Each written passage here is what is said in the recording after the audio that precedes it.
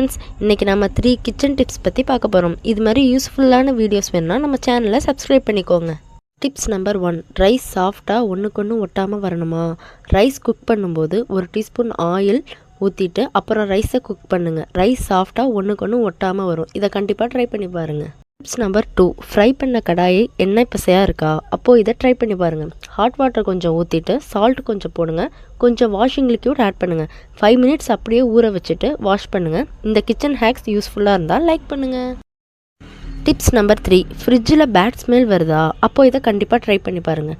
Small பவுலில் baking soda வச்சு fridge கார்னரில் எங்கேயாச்சும் ஒரு சைடில் வச்சுடுங்க. ஸ்மெல் ஃபுல்லாக அப்சர்வ் ஆகி பேட் ஸ்மெல் ரிமூவ் ஆகும். இந்த டிப்ஸ் யூஸ்ஃபுல்லாக இருந்தால் லைக் பண்ணுங்கள், ஷேர் பண்ணுங்கள். இது போல் டிப்ஸ் வேணும்னா நம்ம சேனலை சப்ஸ்கிரைப் பண்ணிக்கோங்க. மறக்காமல் அடுத்து என்ன ட்ரிக்ஸ் வேணும்னு நம்ம கமெண்ட்டில் சொல்லுங்கள். தேங்க்ஸ் ஃபார் வாட்சிங்.